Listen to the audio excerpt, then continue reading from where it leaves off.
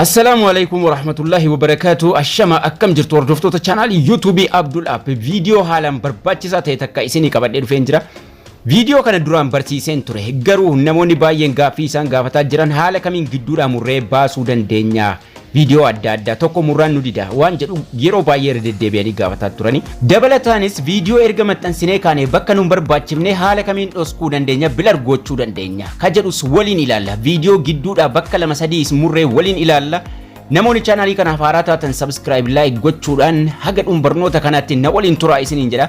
Kan nuti fayyadamnu Google Chrome dha. Video erga maxxansinee kaanee yoo dogoggora qabaate gonkumaa delete gochuun nurraan eegamu. Tokkoffaa bakka dhoskuu barbaadnu achuma irratti dhoskuu dandeenya. Lammaffaa sagalee bakka buufna. Sadaffaa bakka keessaa mummuruu barbaanne achuma keessatti gidduudhaa jalqabarraa xumurarraa waliin mummurree ilaallaa jechuudha. Desktop saayitii godhannee Chrome keenya gara fuulduraa deemna. Kana yeroo baay'ee akkaataa gara Chrome itti deeman isinitti agarsiisaan ture. Bilbila kiyya dalga ciibseen isinitti agarsiisa waan barreeffamni xixiqqaatuuf jechuudha. YouTube Studio Google Chrome irra erga seennee kaanee gaa mallattoo viidiyoo irra tuqanna. Kana jechuun viidiyoo muruuf barbaannu yookaan viidiyoo maxxansine keessaa yookaan immoo viidiyoo live seen ka barbaanne viidiyoo tokkorraa bakka 10 keessaa muruu dandeenya. Viidiyoo tokko waliin murree haa ilaallu. Viidiyoo kana taayitilii isaa yookaan barreeffama fuula dura isaa jirurran tuqadha. Yeroon tuqadhe gara fuula idiitii nageessaa jechuudha. Bakka mata duree jijjiiruu waan adda addaa nageessa. Achirra gara harka bitaa kanarra mallattoo idiitii jira. Mallattoo adda addaa jirti. Achi keessaa mallattoo sadaffaarra jirtu. Mallattoo iskiriiptootti aantee kan ka sadaffaarra jirtu fayyadamna. Koomentiidhaa ol jirti. Mallattoo kanarra tuqanna. Yeroo mallattoo kanarra tuqanne gara fuula idiititti goonuu sana nu geessaa jechuudha. Waa 3-4 qaba asirraa. Lamman dhumarra jiru duraan viidiyoo adda addaatiin barsiiseen jira. Ka jalqabaa garuu trim and cut out bakka nuun barbaachifne feenuu jalqabarraa feenuu dhumarraa feenuu gidduurraa yeroo tokkotti bakka 3-4 irra muruu dandeenyaa jechuudha. Trim out inni jedhu. Inni blur jedhu lammaffaa kan nuti fayyadamnuuf bakka nuun barbaachifne dhoskuudhaa fi ka sadaffaa sagalee kiraasikaalii adda addaa sagalee irraa hirrisaa itti idaa viidiyoo keenya irratti fayyadamuudhaaf. Trim irraa haa jalqabu. Ka jalqabaa kana ida'uun tuqadha. Trim isa jedhu jechuudha ka maqasii qabu. Yeroon irra tuqadhee haala kanaan naaf bana. Haala kanaan nuuf fidaa jechuudha. Sararri viidiyoon irra jiru akkanatti biluudhaan itti marfame nuuf dhufa. Viidiyoon sun daqiiqaa meeqaa haga meeqaa akka ta'e nutti agarsiisaa jechuudha. Viidiyoo kana asirratti kan nuti mummurru jalqaba haga daqiiqaa 9 sakandii 24 kun dhuma isaati. Garri kun immoo biluun jalqabaa kun gara jalqabaatii jechuudha. Fakkeenyaaf jalqabarraa muruu barbaanne yoo ta'e biluu isa jalqabaa kana qabnee gara fuula duraatti harkifna haga daqiiqaa barbaanne gara fuulduraatti harkifnaa jechuudha. Yeroo nuti gara jalqabaatti harkifne daqiiqaan gubbaadha nuuf lakka. Daqiiqaa meeqarraa akka muruu barbaanne jechuudha. Sakandii 1 barbaanne, sakandii 2 barbaanne, sakandii 10 barbaanne, sakandii 20 barbaanne haga barbaanne geessinee keenya. Fakkeenyaaf daqiiqaa 1 muruu barbaade yoo ta'e haga daqiiqaa 1 harkisaa jechuudha. Kana jechuun daqiiqaan 1 jalqaba viidiyoo jalqabarra jiranii ni muramanii gatamuu jechuudha. Gara jalqabarraa murree jechuudha. Gara kanatu bakki kun ni muramee gatamaa jechuudha. Kabiluu gidduu kana qofatu hafa. Sanaan booda seevii tuqadha. Gidduurraa muruu barbaannaan jalqaba kanarraa muruu hin barbaanne gidduurraa qofa muruu barbaade taanaan fedhuu jalqabarraa is muraa gidduudhaa is muruun hin danda'a. Jalqabarraa muruu barbaade taanaan gidduudhaan muruu barbaade taanaan ol deebi'ee niiw katii fayyadamuun qaba. Dhumarraan barbaade taanaan ka dhumarra jiru kana biluu dhumarra jiru harkisu haga daqiiqaa 8-9 qofa hambisuudhaaf jechuudha. Sakandii 24 irra jiru barreessuudha haga daqiiqaa 8 qofa hambisuudha. Maaliif viidiyoon sun daqiiqaa 9 sakandii 24 haga feene dhumarraa isarraa muruudha ka dhumarraa as harkifnaa jechuudha. Gara harka bitaatti harkifne haga barbaanne harkifne irraa murra. Viidiyoon sun hagamuu haa dheeratu haga daqiiqaa 8 9:24 8 daqiiqaa 6 daqiiqaa 4 daqiiqaa 2 haala kanaan naa qoqqoodee naaka hagam barbaadeen irraa harkise seevii godhaa jechuudha. Amma wanni guddaan kan nuti waliin ilaaluu qabnu isa gidduurraa muranii baasan.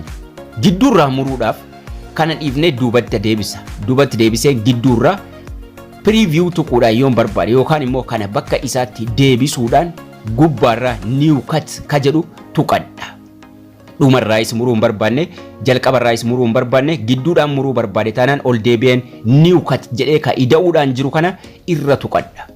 Yeroon isa tuqadhee diimaa fidee gidduu irratti naaf marsee naaka daqiiqaan as jira asii fayyadamuu dandeenya salphaatti. Yeroo gadi dhufnu diimaa kana haala kanaan itti nuu marsa. Kana jechuun gidduu sana balleessuu barbaanne jechuudha. Diimaa ka gara bitaa jiru qabnee harkifna daqiiqaa barbaanne rakkaa'u ka gara mirgaa jirus qabnee harkifnee bal'ifanna daqiiqaa barbaanne garuu kanaa wajjin cinqamuu nuun barbaachisu maaliif kana asii fachi harkifnee daqiiqaa achi ilaallataa cinqamurra daqiiqaa isaa itti barreessuu dandeenya waan ta'eef wanni kanaa wajjin nu cinqu tokko hin jiru gubbaa kana dhufne bakka kanatti daqiiqaa kana haga kana jennee irratti barreeffanna. Sanduuqa tokko keessa lakkoofsa 3 jira ka jalqabaa daqiiqaa ka ittaanu sakandii inni dhumaa immoo bakka diimaa nuti qabnee harkifnu sun kan ni qabatee jiru fireemii.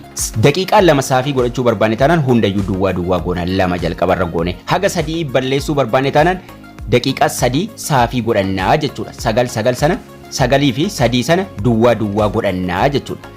Steepii baay'ee salphaadhaan duwwaa sadanitti kaanis balleesseen duwwaa godhaa jechuudha. Minute, second and frames nuun jedha.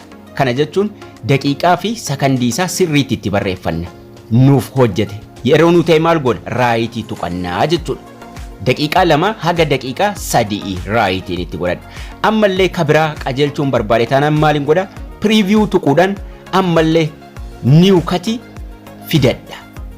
Kana jechuun gara daqiiqaa 6 haga 7 balleessuu barbaade taanaan new cut preview tuqa jalqaba preview ergan tuqee ka'e new cut ka jettu kanan tuqa ammallee daqiiqaa fidee asnaa ka'a daqiiqaa san itti barreessa jechuudha ammas kana jechuun daqiiqaa 3 sekondii 28 haga daqiiqaa 1 jira sirrii miti kanaafuu irra tuttuqeen sadanuu sirreessaa jechuudha sanduuqa lammanuu keessa warra jiran sadii jiru inni jalqabaa daqiiqaadha inni itti aanu sekondiidha inni kaan immoo bakka fireemii sana qabatee jira bakka diimaa qabnee harkifnu sana kanaafuu jaaf duwwaa haga 7 duwwaa daqiiqaa 6 haga 7 balleessuu barbaade waan ta'eef jechuudha daqiiqaa 6 duwwaa haga daqiiqaa 7 duwwaa godheen raayitii itti godhadha inni nu geessee bakka irraa balleessuu barbaadu sana naaf sirreessee naa kaahaa jechuudha wajjin cinqamuu nan barbaachisu 16 isii jettus duwwaa haa godhu fireemiin sun isii dhumaa qabatti jechuudha daqiiqaa 6 duwwaa haga 7 kun raayitii naa godha raayitiin itti godhadha jechuudha yeroo ni naa ta'e raayitii ergan itti godhee ka'e gubbaatti ol deebi'uudhaan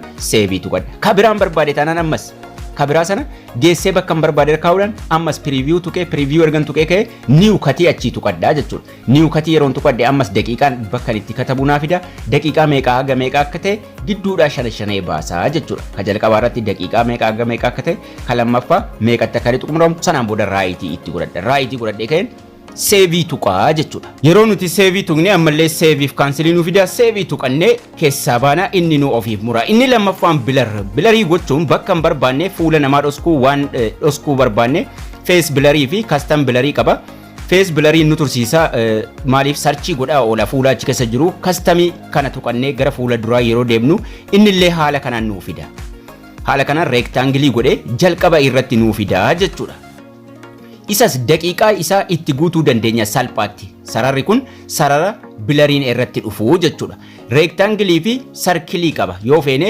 akka duwwaa yookaan immoo 0 fakkeessuu dandeenya akkana sarara 4 irra jira filannoon kiyya inni fuula duraa immoo 0 gochuuf waan ittiin dhoskinu sanaa jechuudha amma kanarra kaayyadhe sanaan booda tuqaa achirra jiru qabuudhaan guddisuu xiqqeessuu garan barbaadetti harkisuu danda'a ergan harkisee bakka barbaadeerra kaahee booda guddisuu kan koornarra jirtu immoo tuqee jechuudha yookaan immoo qabee harkisuudhaan guddifadhee fuula nama dhoskuu barbaade yookaan immoo waan hin dhoskuu barbaade sanarra kaayyadhaa jechuudha garan barbaadetti harkisee gidduu isaa qabee immoo fuudhee asiif achi deemuudhaan bakka barbaadeerran geessee kahaa jechuudha sanaan booda inni jiru sanduuqa daqiiqaa kana sirreessu daqiiqaa meeqaa haga meeqaa bakka kamiin akka dhoskuu barbaanne irra tuquudhaan inni jalqabaa daqiiqaa inni gidduu sakandii inni ittaanu ka fireemiin qabatee jiru san sirreessinaa jechuudha ka duwwaa jedhu jalqabaa sana daqiiqaa barbaanne irratti barreeffanna daqiiqaa tokko haga meeqaa daqiiqaa tokko haga lamaa yoo ta'e